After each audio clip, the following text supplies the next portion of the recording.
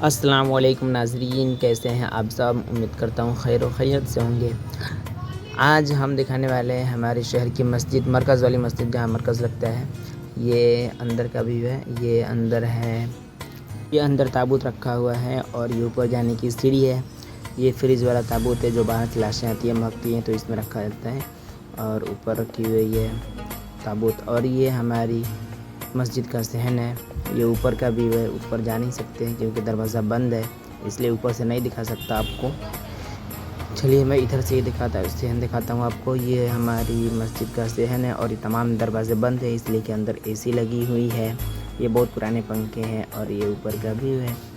اوپر مؤذن صاحب صرف ہوتے ہیں، اس کے علاوہ کوئی نہیں جاتا ہے اوپر مسجد کا صحن۔ اور یہ وضو خانہ ہے جہاں ہم لوگ وضو کرتے ہیں، یہ وضو خانہ ہے۔ اور یہ اوپر ماشاءاللہ کتنی اچھی ڈیزائن بنی ہوئی ہے بادل جیسی۔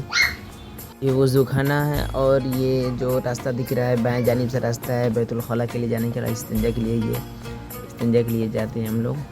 یہ مسجد ہے اور چلیے آپ کو اندر کا ویو دکھاتے ہیں، اندر سے ہماری مسجد کیسی ہے۔ چلیے اندر کی طرف چلتے ہیں۔ تو یہ اندر کی طرف آ گئے ہیں اور ظہر کی نماز پہلی رکعت ہے، اس سے پہلے کہ نماز چھوٹے چلتے ہیں نماز پڑھنے۔ نماز پڑھنے کے بعد آپ سے پھر ملاقات کرتے ہیں۔ تو ناظرین نماز ختم ہو چکی ہے اور ہم لوگ آ چکے ہیں باہر۔ تو یہ تو پہلی مسجد ہے، بیتیا میں تقریباً 52 یا 54 مسجد ہے۔